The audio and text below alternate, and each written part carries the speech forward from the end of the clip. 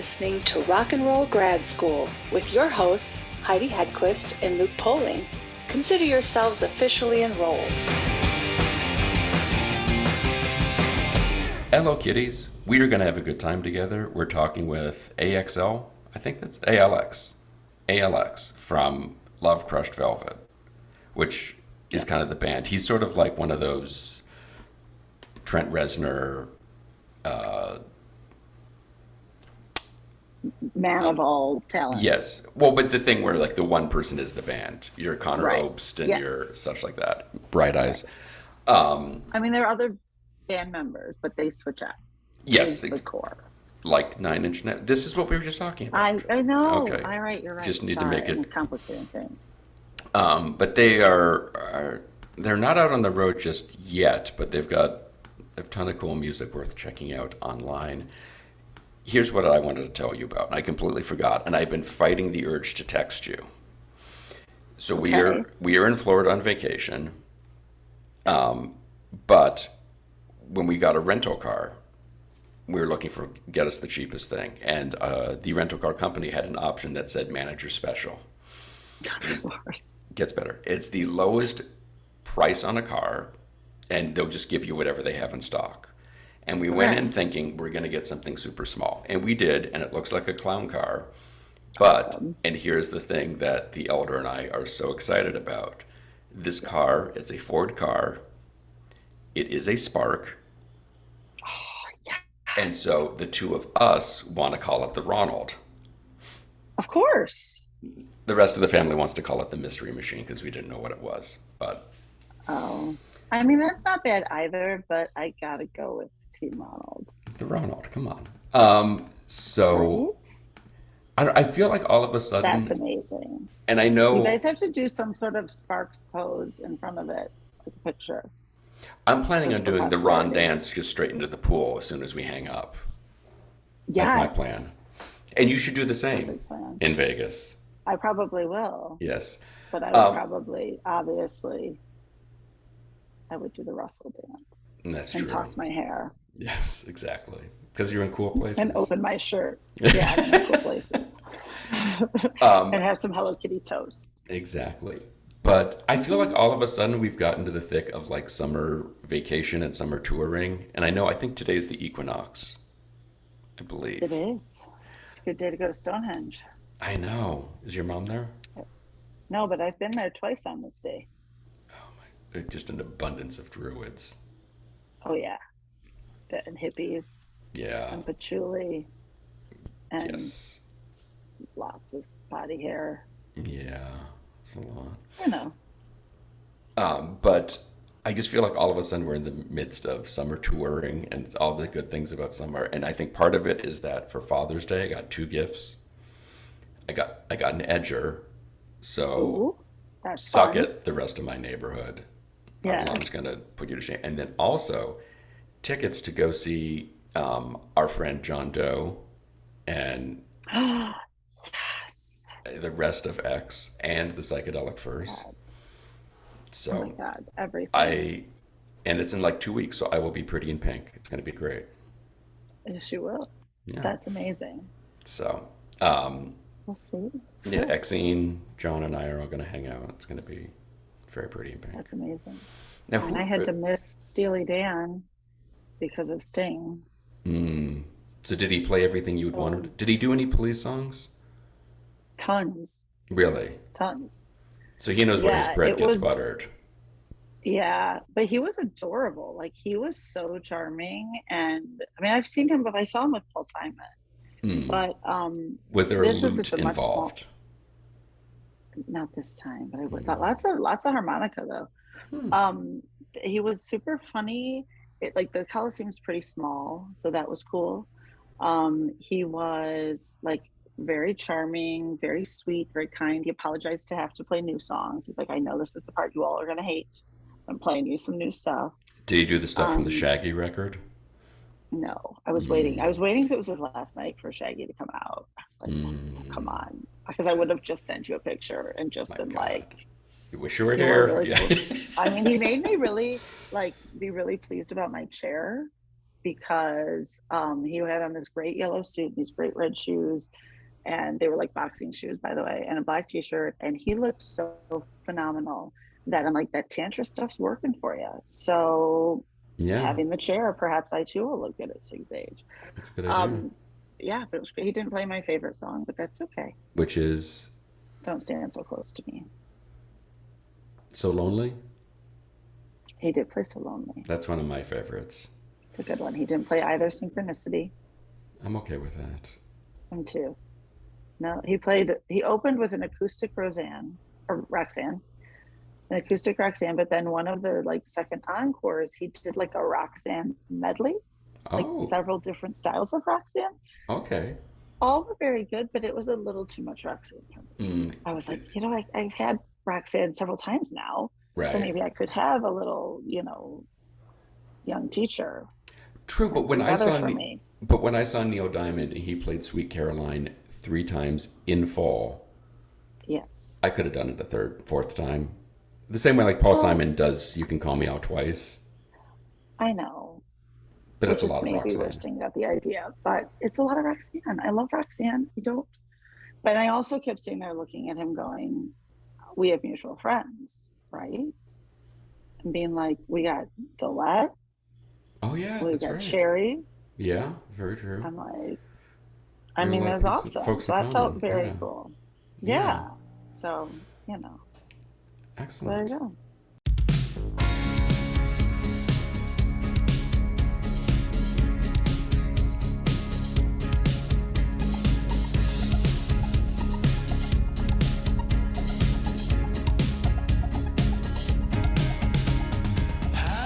Where does everything stand? You have a record coming out? Because I heard the single. I've heard a few singles. You teasing something bigger coming out soon? Yeah, we have a record coming out in the second half of July. So it's a full Okay. out. Nice, very soon. And so it's a long story. The thing actually was recorded in 2014. Oh, wow. And I don't know. Honestly, I don't know what's wrong with me for not having released it in the meantime. We went through. It was originally recorded as 8 songs, and I've kind of gone back and forth thinking if I want to take the band in the studio, do a couple more songs. Then we did some touring in the meantime, and it just kind of sat there in this like lull of indecisiveness, which is normally not how I do things. And then in the meantime, just we trickled out a few singles, and then back in 2018, I got into this. I'd started to take an interest in virtual reality. And so a mutual friend who's also in the music business, he and I had been chatting about how VR is, nobody's really doing anything within the context of music. Right. Mm-hmm. So there's a lot of really interesting content being put out there, and then people are writing music to that content. But nothing was, at least at the time, nothing was happening in reverse. So this whole idea of making VR music videos didn't exist. So we said, hey, let's hold off on the album release. Let's make like a bunch of VR music videos. And this is one of these classic examples of sitting at a bar having an idea that you think is a great idea, that you think you can just come up with an end results with 90 days later. And it just isn't that easy, because back then it wasn't that simple to find people who can actually execute on making these kind of videos. So this in turn took like another year, we started to work with a couple of digital artists, and then COVID hit. And suddenly here we are in 2022, releasing this album 8 years later, which is ridiculous because I've probably written 5 albums worth of material in the meantime. And I guess this is a dangerous question to ask after 9 years. Are you happy with it? Yeah, I am actually, because I hadn't sat, especially during COVID, I hadn't listened to it for a while. Mm-hmm. And I really like it. I like it as much as I like it as much as I liked it back then. That's quite an accomplishment. Yeah. Well, some things age well, some things don't, and some things are kind of in this in between place. Because when you make records, so much of it is a reflection of your internal headspace at the time, and the dynamic that you have with the musicians at the time, et cetera. So there's a lot of, and sometimes you capture something and and it still resonates after the fact. Other times you think you've got something really cool and you listen to it, a year later, 2 years later, like, that was no good. That sounds dated. Like, how some acts will put out albums or songs that just sound amazing at the time, and you listen to them 4 years later, you're like, Yeah. Yeah. Easy. It's definitely not something that I'd want to listen to today. So with this one, when I hear it, I still really like it. It's good. I don't know how the rest of the world feels about it, but if you will soon. Yeah. You've got to get on the road and you've got to promote this and play these songs. It does help if you actually like the music. So have your fans all known this has been sitting out there? Have they all been waiting and like freaking out in anticipation, or have you kept it kind of under the radar till now? Well, yeah, I don't know that anybody's sitting on the edge of their seat and checking their email every day for if anybody was that anxious, they gave up a long time ago. Dashing spirits since 2014. Yes, Perfect. Yeah. But rebuilding them back up in 2022. Well, yeah, it's kind of like trying to call the airline to change a flight ticket after you get the busy signal only so many times. Right. It's like, screw it, I'm just gonna go. Yeah, so that's kind of, so back in 2014, we put the news out, hey, new album's coming, and then put out a single, and then put out two more, I think, as kind of these little teasers, but they just got spaced so far apart, and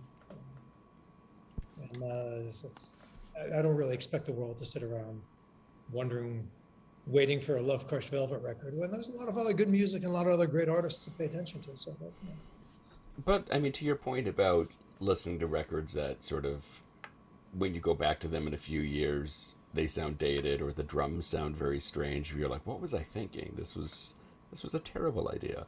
I mean, to live with all of the decisions you made, to have to go back to them on a regular basis. Like, usually you put out a record, you get to go play it, and then those songs become something else. Right. You haven't had that chance yet. So these things have been sort of just gestating, waiting to really go out and do something with them and take them somewhere else. yeah, absolutely. You're looking forward to that?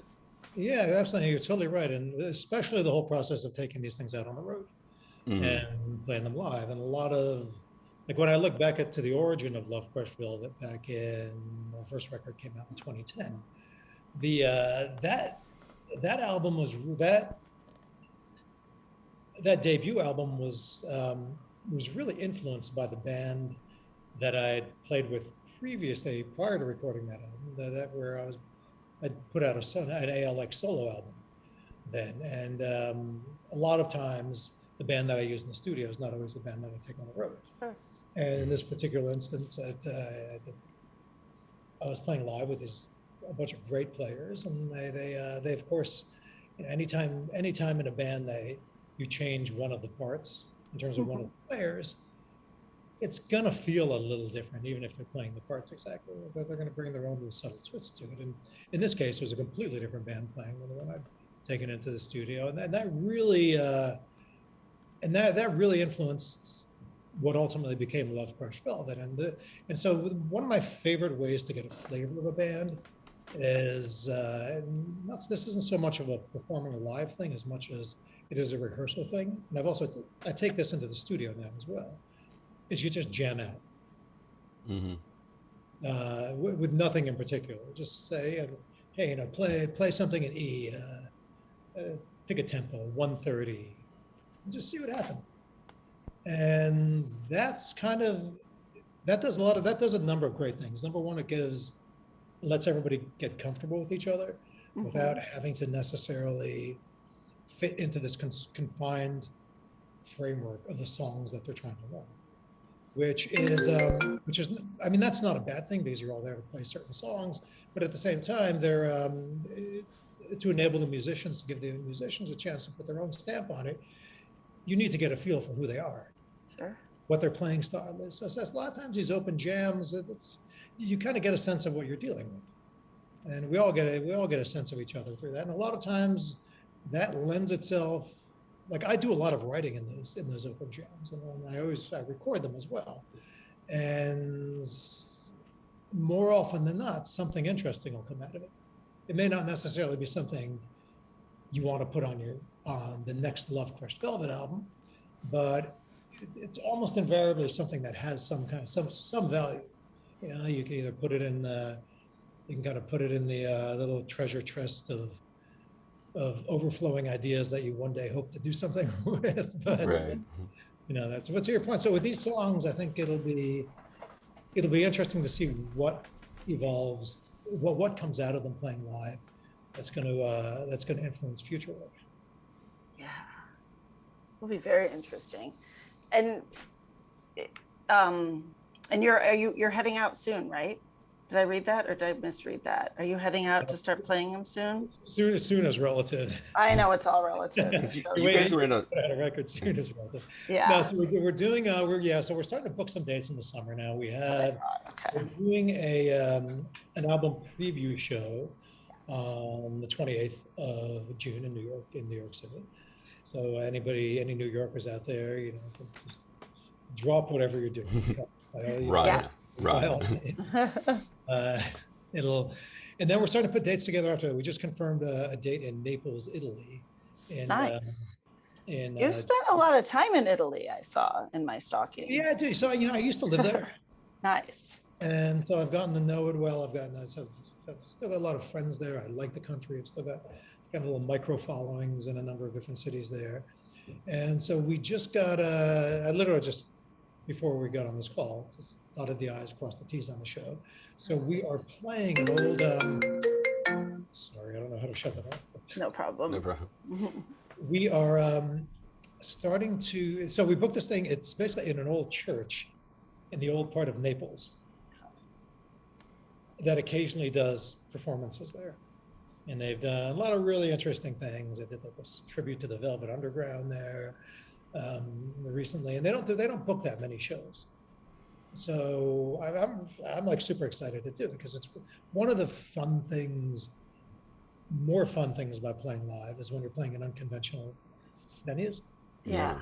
Because at this point, I've been doing this long enough, and y'all have been to enough shows over the years that there's different clubs have different twists to them. Sure.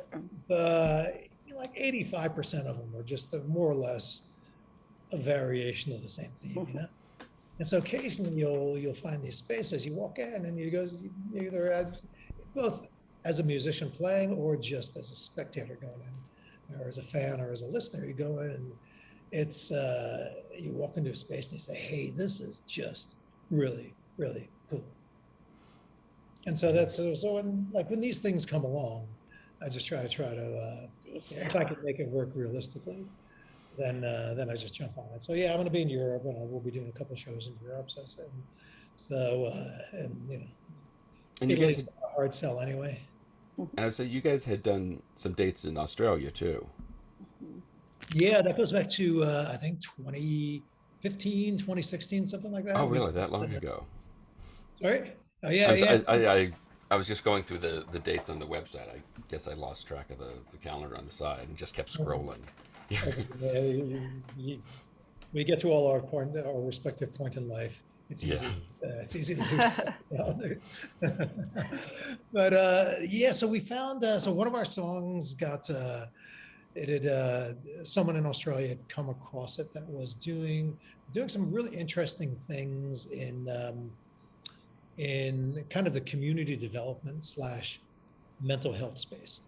So there's this whole, and I didn't know this at the time. So in Western Australia, it's mining is a huge, like iron ore mining is a huge industry there. Mm-hmm. And what they do is, and then the way that things were set up, at least back then, is that you did have these mining camps where you would fly in workers for 3 weeks at a time. They would just get worked to the bone, albeit paid very well to be worked to the bone. Then go back to their families. They'd have like a couple of days to try to sort out their home life, and then they come back to the same grind. And those 3 week stretches while they're in Western Australia, there really wasn't anything for them to do. There were a lot of again, just mental health challenges, substance abuse challenges, et cetera. So I'd met someone who was trying to build and create sustainable communities out there. And part of building sustainable communities is having entertainment, giving people something to do at night other than just going to the bar and getting in fights, which Heidi. as I'd learned from one of the venues that we played there, that happens pretty often. So, you know, you get a bunch of big rowdy Aussies who've had a drink or five too many. Oh yes, I know them well. Yeah. And then and bad things can happen. So anyway, so they pitched this. So they really liked the music, and they said, hey, you know, you're. And at the time, I was really spending most of my time. We were really a New York band. Now we're kind of this, you know, post-COVID international, Right. nomadic music Yes. collective, whatever it is. Mysterious. Yeah. We just plug into a board wherever our feet happen to be planted at the time. Fair. So anyway, so she'd had this idea of, hey, you know, let's bring kind of an up and coming New York band to this really remote part of Australia that not only have most Australian bands never been there, most Australians themselves have never been there. And let's do a tour of all these mining towns, and then we'll stop in Sydney and Perth and Melbourne and a couple of the bigger cities as while we're down there, to build a little bit of more awareness. But the whole idea was to really be doing this almost. Oh God, what was the name of the Mad Max movies? The Road Warrior. That's kind of like, you know, Road Warrior. Right. Road Warrior. And we ended up having a blast. We were treated really well. Met some lovely people. The whole thing had this very DIY quality to it, and it was great. I'd do it again in a heartbeat. That's excellent. That's awesome. That's so fascinating how that all came together. Well, it's Like also this realm of, you know, look, when you go through life, it's so much, because we all look for reasons to say no. It's so much easier if you just look for reasons to say yes. And the whole thing, and you know, when stuff like this gets pitched to you, you're like, yeah, great idea. You know, it's call me when you're serious. Right. Kind of what I said. And then, like, every week the calls kept coming in, and after a few days, I go, hey, you know, this may be real. Let me actually make sure the guys are free in the band. I can go off and do this. So it was, but that was also kind of those unconventional settings we're talking about. We had to bring our own sounds system to some of these places. A lot of these venues were just, they were kind of like joints where they weren't. Some of them were used to live music, others weren't. And so we just kind of, you know, set up and did our thing, and it got really well received. That's awesome. Got to play a daytime show in 45 degrees Celsius temperature. Oh yeah, that had to be. Oh, I have been to that part, to Australia many times, and it is not. That part of Australia is not something to take lightly as far as the weather goes. Oh yeah, but you know, you do that, and it's just you can't run away from it, so you might as well embrace it. Just enjoy it. Just sweat away and rock out. I mean, sure. you're supposed to be a sweaty rock star. It's perfect. Yeah, exactly. If you're not drenched when you're coming off the stage, regardless of the temperature, you're not doing it right. Precisely. So see, it's perfect. So do you think you'll do other things like that? Other just really, now that it's sort of happened and you've got these great unique venues, do you find yourself looking for other just different sorts of ways to either tour, or I feel like you're like drawn to kind of this different way of doing things? Yeah, for sure.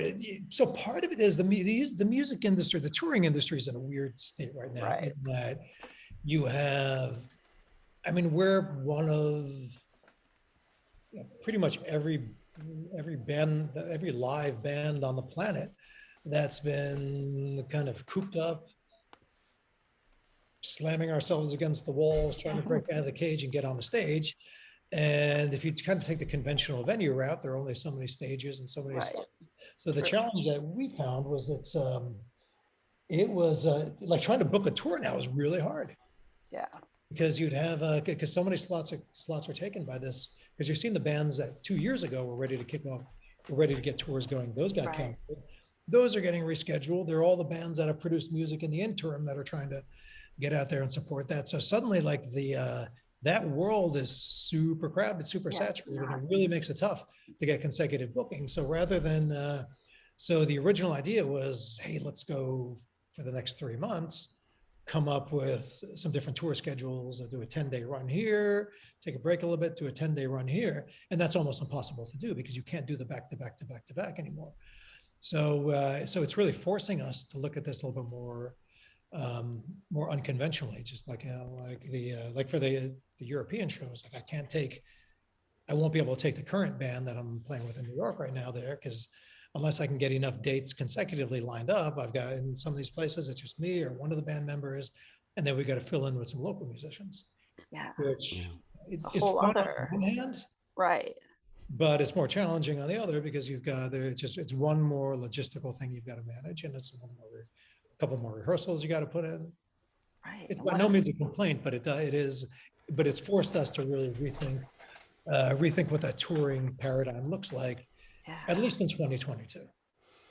And I mean, it seems like you, in the length of time it took you to make this record, you had a leg up on everybody kind of in this like stockpiling material going, either, like you said, I'll either get to this later or I'm just going to keep writing songs, where everybody had time to sit around and do that. You had a leg up to just do that more prior to this. How much stuff are you sitting on, and are you kind of eager to get back into the studio, and have you been back in since? I mean the amount I'm sitting on is It's got to be overwhelming. well. So we've got another EP that we've got another EP that we recorded back in 2016 when we were supposed to do a follow-up tour in Australia. Actually, that was meant to be. This is a long, crazy story, but some of our music was supposed to be featured on a reality TV show, and then along with the launch of that show, we're going to be brought back for another tour. There was some production issues with the show itself that had nothing to do with us. The tour ended up getting postponed, and ultimately just never ended up happening. But in the meantime, I'd had the band booked for like this 10-day stretch, so we went to the studio and spontaneously recorded an EP there that hasn't been released yet. Another one that got recorded last year with a friend of mine, Keanu Kim, who's a writer, producer, was used to play, did a couple tours with Gwen Stefani as her guitarist, and he's got a couple hits under his belt in his own right. So he and I finished an album last year, and then I had probably the weirdest writing. How's the best way to do that? I probably got into the weirdest writing rhythm that you've ever heard of. I ended up getting diagnosed with with a lung infection that requires, it wasn't a problem for me physically, but I did have to get it treated, and it's super hard to treat. Basically, you've got to be on antibiotics for like 6 months. For it. And, me and like most musicians, doing the same, being disciplined about doing the same thing on a regimented basis, like most of us, like you're going to forget to take your antibiotics sometimes a couple of days. Sure. So how did I decide that I'm going to discipline myself to do this? I said, I'm going to set an alarm, not just to take my medicine, but when I take the medicine, I'm going to spontaneously write a song, and I'm going to capture that. Man, that's a lot of pressure. So do this for 180 straight days. Jeez, oh Pete. Yeah. No matter how crappy of a songwriter you are, something good is going to come out of that. Yeah. Ooh, that's discipline. So, well, I mean, I had to, because I just, I didn't want to I didn't want to have to redo this again at some point. Because No, right. So now I've got like 180 song ideas, which are probably, I mean, there's two albums in there for sure. There's probably 5, but there's 2 good ones in there for sure. Started doing another project with 2 local musical friends. We've got stuff. So there's probably I hope I don't die in an accident because I'll be trying to crawl my way back into my body. Yeah. Songs. I have to overdub that vocal. Yeah.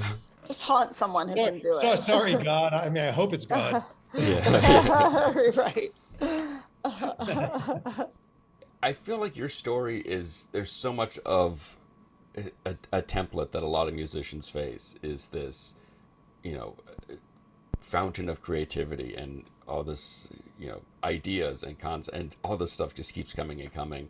And the challenges you have, before you add a pandemic to it, to getting people to hear the music, to getting out on the road, to being able to, like you said, put together dates so you can get a good band together. Is it worth it all for you at the end of the day? Financially, absolutely not. Well, yeah. Yeah, we know that one. Yeah, we know that way too well. Yeah. Yeah, but personally, absolutely. Because look, I'm a musician. I'm always going to be a musician. This is something I can't not write songs. Like I'll become like a weird train spotter in England or something like that. It keeps me normal. It keeps me sane. I can't not do it.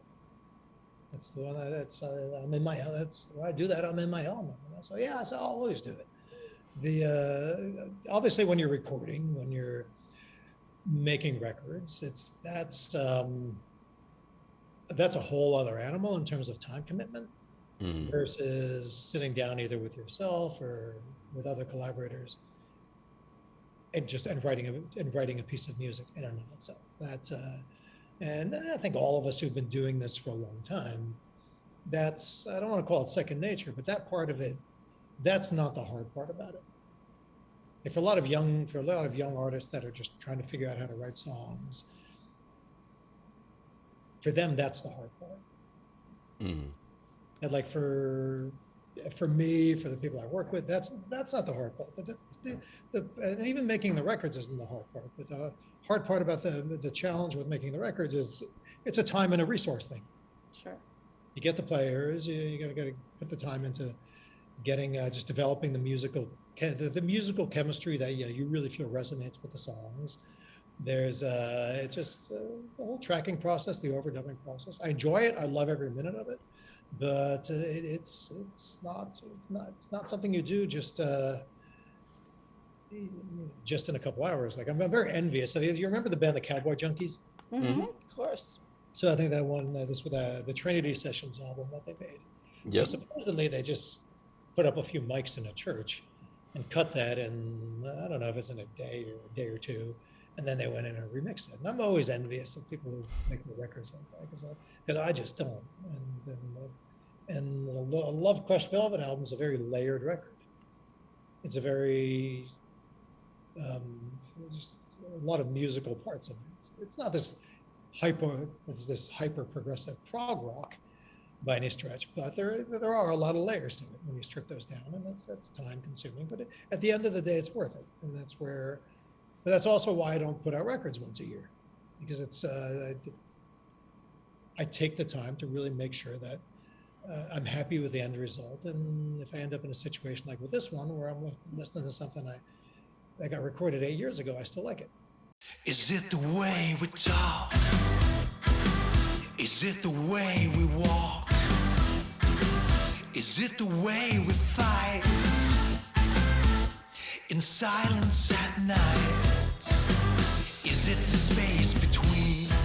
For more information to hear their new single, The Future, and so much more, check them out online. They are at lovecrushedvelvet.com, or you can find them on Facebook, where they are at facebook.com/lovecrushedvelvet. You can check us out on all the various socials. Be sure to visit our website at rockandrollgradschool.com, and don't forget to leave us a review. Today's show is produced by myself and Heidi Hegquist. Our reluctant producers are John Sauvé and Sandy Stone. Our willing producers are Rachel Allen and Randy Jeanette. Our intern is Zach Jackson. This one's for Philippe. Thank you, good night, and may all your favorite bands stay together.